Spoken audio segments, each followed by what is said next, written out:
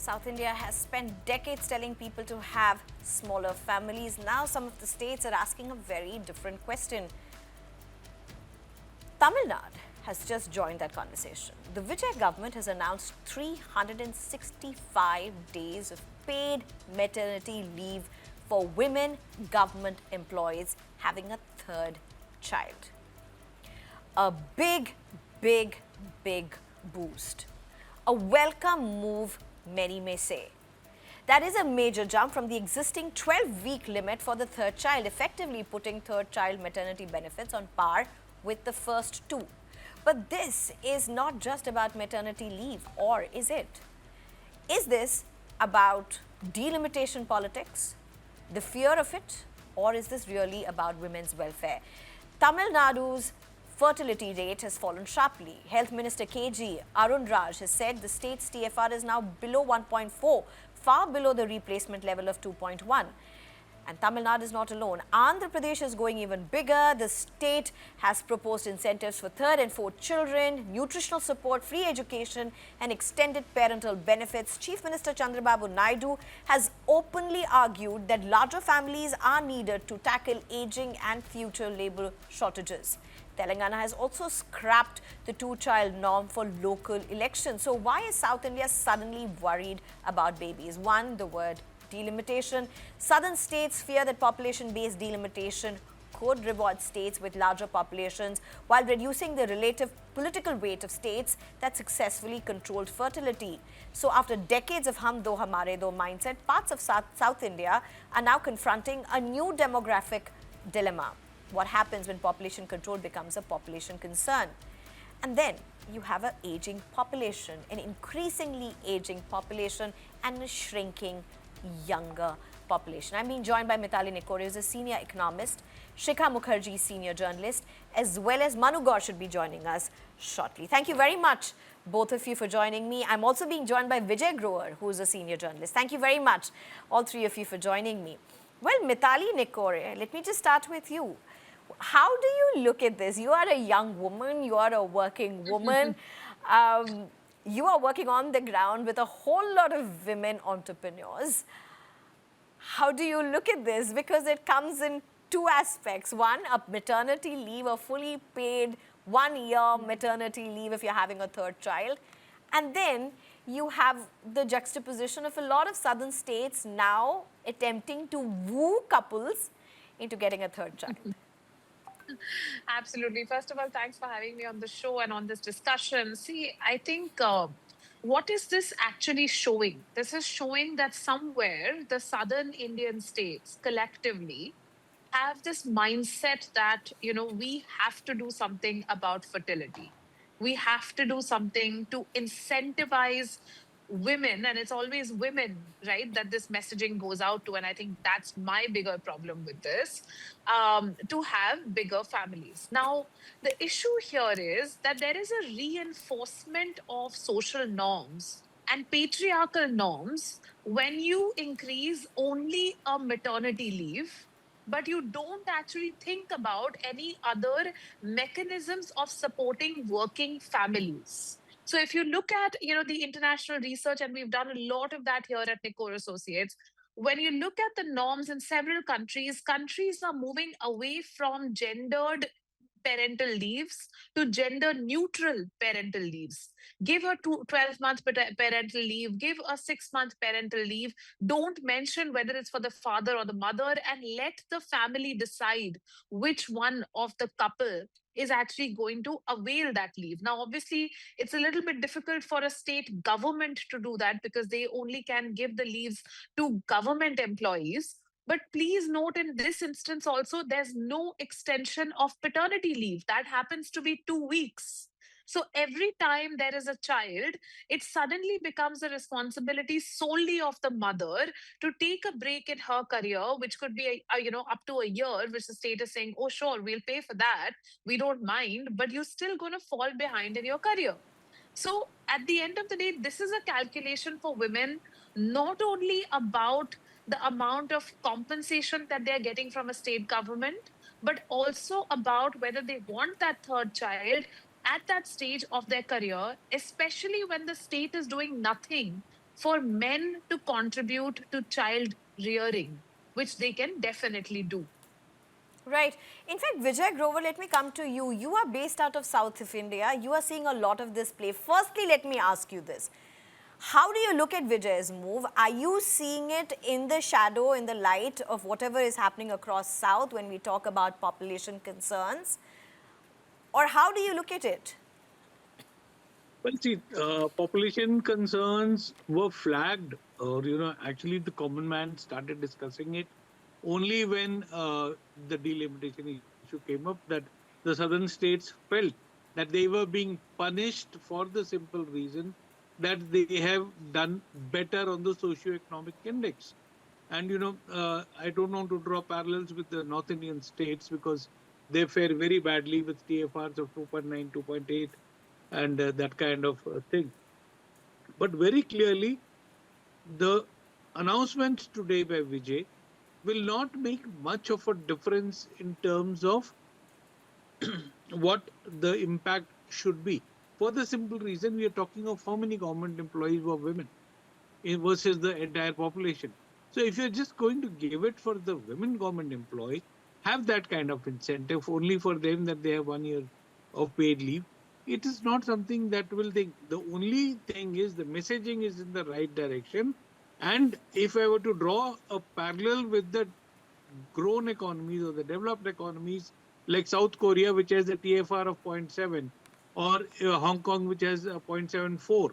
Now, when you draw to those things, or we have a very classic example of Japan. Japan was so on a moral high ground that they didn't allow any other races to get resident visas earlier.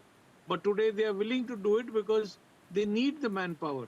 So we do not in the South want that kind of excess migration. Already we have an issue of enough migration from the North Indian states and the northeastern states that the labor itself is there. And if this ratio were to go down worse, I think so. Tamil language, Tamil culture, or the Karnataka's culture would gradually diminish. So this is a messaging, no doubt about it. But the I impact think of coming Vijay's just within statement will 100 not be days much.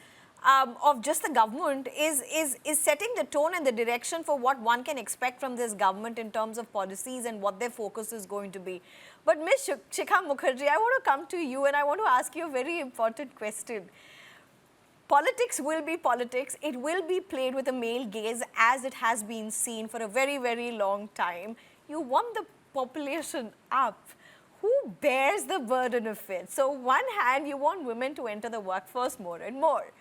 We're celebrating the increasing workforce of women. We are saying so much about it. The other side, you have politicians, male netas, and immediately I may be reminded by people of Indira Gandhi, and they'll say, oh, you're forgetting the woman Neta, Indira Gandhi, what she did at her time. We're talking about today's time. We're talking about chief ministers from states after states who are worried possibly for the right reasons. But the way this plays out, uh, how is this going to work out practically, Ms. Shikha? For any state, for the country as a whole, you want to push a third child. Where on earth are the finances to handle a third child? There are two ways of looking at it, and that's very interesting. And I'm entirely in agreement with Mitali, for instance, that the whole way of looking at it is as just maternity leave and not parental leave is something which needs to be considered. But if you look at the trigger, and if I think that I don't know, perhaps I can be corrected. I think the trigger is the arrival of a woman MLA with a newborn child in the Tamil Nadu Assembly. And that becomes an issue with a lot of people reacting to the presence of this newborn child in the assembly in the Vidhan Sauda. So the whole business of a child, a woman, in a preserve which was essentially male, becomes a matter of controversy, and then it becomes giving leave. The problem is that and I agree with Mitali on this, women really don't necessarily have to be the people who are taking the lead. That's one. The second is not the cost. It's not the cost of just providing salaries to women. It is the other costs which nobody is going to pay anyone. If you look at how Japan has incentivized children, if you look at how South Korea has incentivized children, if you look at how any country in the world is using a whole basket of incentives to convince women and families. You see, it's not a woman's decision, it's a family decision. And it's something that, it's not just the man saying that, okay, great, you get 365 days leave, you take care of the baby. It's a family decision. All this decision making, all this, and the family will have to take the long term cost of this child, in that sense, the Andhra government's uh, sort of support is a more realistic support for education, for health, and for other things. Gifting a child, newborn baby, a gold ring is rubbish. It doesn't do anything for the baby and for the parents, because today parenting is very expensive, no matter who you are, no matter what you could afford. It's still an expensive business. So, and then you think about the what it does to families. People have to really think differently today. You can't just announce 365 days of maternity leave for women and think that, this is enough and nothing more has to be thought of, nothing more has to be done. Um, you have to figure out how women are going to actually, and that, how families are going to look after their third child. It's not a simple thing. And then, of course, there's the politics of it is quite simple. The politics of it is delimitation. Sorry, I didn't get your last line. I said the politics of it is quite simple. Delimitation and the consequences of delimitation.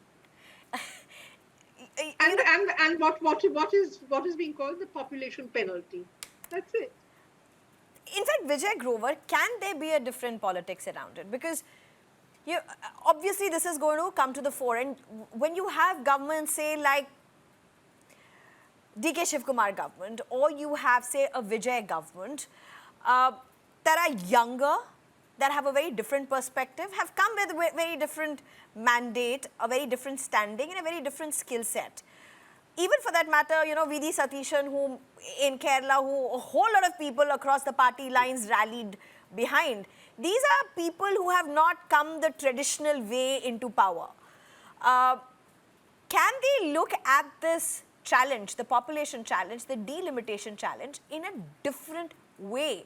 Because whatever is happening till now clearly puts women on the back foot. And I'm saying this as a mother of a single child. I have to tell you, it's every day, it's a beautiful experience, but it's a hugely challenging experience. Even though it's a choice that I have made. That's not a place of privilege that many women in India come from. Well, see, Sneha, delimitation is one of the aspects because of which, this issue is entirely getting the kind of attention that it should. And, good governance being punished, I think so. This delimitation exercise that is being proposed is a classic example that where the southern states are literally getting punished with a lesser voice in the parliament in future for having governed the southern states far better than the North Indian states. So that is where I said the penalty is something which is a very detrimental thing. The delimitation should have been on learnings from better governed states, states which have shown the path in terms of development, education, health index, mortality index, and all these indexes should have been taken into account, not just the absolute population number. So if you want to actually develop India, the entire India, then take the learnings from Kerala, which has, practically 0.6 or lesser than that infant mortality rate, compared to a UP or a Bihar, which see 10 out of 1,000 children dying within the first 6 months. So you are incentivizing the badly governed states, punishing the well governed states, and then expect that, when the population of the north will come and enforce itself on the south, that is a very, scary kind of a scenario that you're talking of maybe 2 decades or 3 decades later.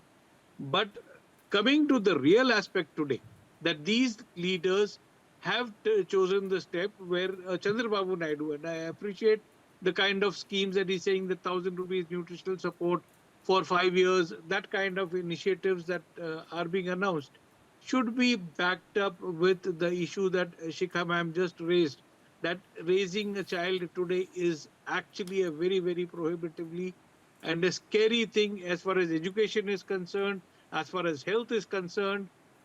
Nutrition you can still manage, but a fees of 1.5 lakhs in a normal English speaking English medium school, not everybody can afford it for 3 child. So You know, if they want to take it seriously forward, they need to back it up with more reforms, more progressive thinking, and ensure that in the next 5-10 years, these states are equipped with government schools which are at par or maybe nearby to what English medium or a convent school is. and honestly, as I said, I think many of these southern states are seeing leaders and chief ministers that have come from a very non-traditional way of becoming chief ministers, uh, in the manner in which they have been elected and selected eventually. But Mitali, I want to take what Mr. Grover is saying and add another level to this. When we talk about a third child push, it's not just the economic burden on women, it's also the strata. The Yeah. affluent many times may just laugh it off, rubbish it off. It may not matter. It may be a very different strata that may be bearing the burden of it as well. No, absolutely. So, first of all, let's understand who this policy is targeting. This policy is only applicable to government employees of the state government of Tamil Nadu. It does not cover women in general in Tamil Nadu, because all of that, the private sector employees or anyone in the informal sector, is only under the National Maternity Leave framework. So that framework is very different from the incentives that the state government chooses to give its own employees. Right. So we're talking about a very small section of the population actually getting this benefit, first of all. Second of all, I want to also talk a little bit about South Korea and Japan, because, that was mentioned. Now, when we did the study of comparing India's maternity leave framework with that of South Korea, Japan, and several other countries, India is the only country which places the entire cost of the maternity leave on an employer. There is no co pay mechanism, there is no contribution from the government in terms of the cost of the maternity leave, which is completely different from the rest of the world. Then we are saying 6 months maternity leave, but only 2 weeks paternity leave, one of the largest gaps in the whole world. Third, we are not providing any proper childcare infrastructure as of now. Now we have seen the central government has come out with a scheme called the Palna scheme, under which there are childcare facilities being set up at Anganwadis as we speak.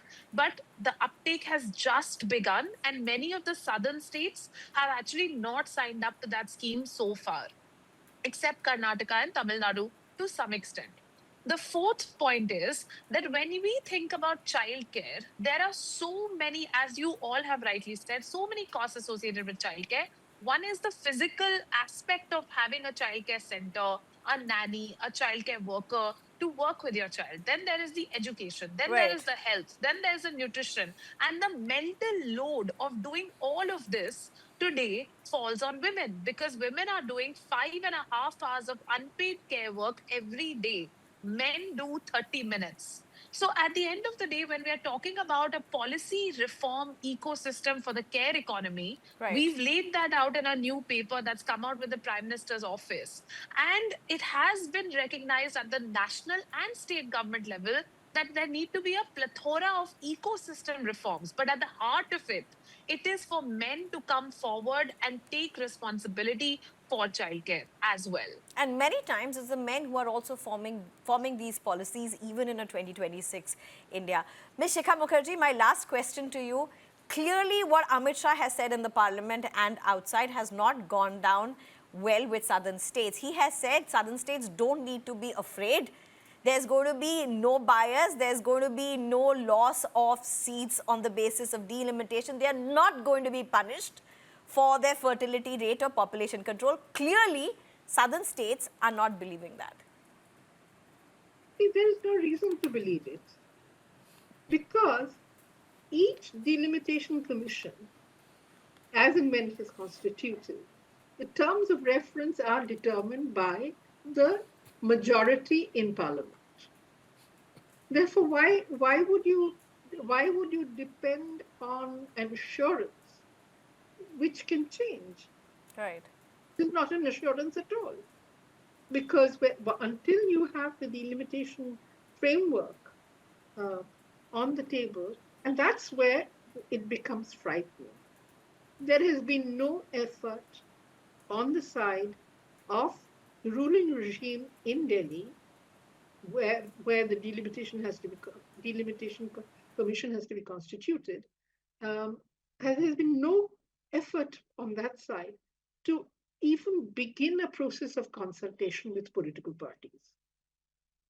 There has been no effort to talk to the states. You need to build a consensus before anyone is going to trust you to keep your word. That's the basics. Number one. Number two, why would they do so? Because the delimitation exercise is being clubbed together with two things.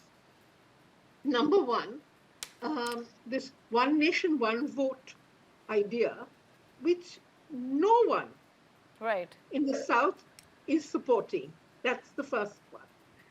And then it is being linked to women's reservation. I mean, the whole thing of overloading this delimitation issue and then making it very difficult for state governments to come up with a coherent counter to all of this. Right. It's so difficult. I mean, and finally, I just want to make one small observation, which is that, we have to realize that education has an impact on how population changes occur. If you have states which are better educated, where women are better educated, it's not just about doing better in terms of hum do hamare do, but it's also a question of the impact of education. And better educated state, where women have more education, is going to look at child care and maternity in a very different way. The same is true of a state like Bengal, where you don't have it, which is growing much slower today than it was 20 years ago. Right. So all of these issues are coming into play. If you don't have a proper discussion, if you just want to impose a formula on the states, then no one is going to buy your formula at all. They shouldn't. Right. Because there are other considerations here. Right. One of which Mr. Grover pointed out. Mr. Grover, I'm completely out of time, but maybe 5-6 seconds. Go ahead, sir. Well, 1 out of 4 is still bigger than 2 out of 10. That is one thing that, I want to highlight. What Amit Shah is saying, that seats will not be reduced. But the proportion certainly is a concern. Second is the lack of trust. They tried Hindi imposition, South is opposed it. NEP, South is opposed it. 3-language formula, South is opposed it. So, until unless you win the confidence of the people of South, don't think that you can impose and force your policies on the people of South. That is something that, transparency is required. And that's where I think so the present setup is the South feels isolated and will feel isolated till such time, the positive approach does not come. I think that the center has a whole lot of priority when it comes to women, and they keep talking about it. So do many southern governments, for that matter. I would like to be surprised, and I'm sure women in this country would like to be surprised if they can rewire their politics when it comes to whether it be delimitation or whether the strategies that are being put in place to tackle a very lopsided population demography for that matter. It's a sitting challenge before us. The country is staring at it, and it's really the politics of it is going to determine it all. Thank you very much, Mitali Nikore. Thank you very much, Shikha Mukherjee. And thank you very much, Vijay Grover, for joining us.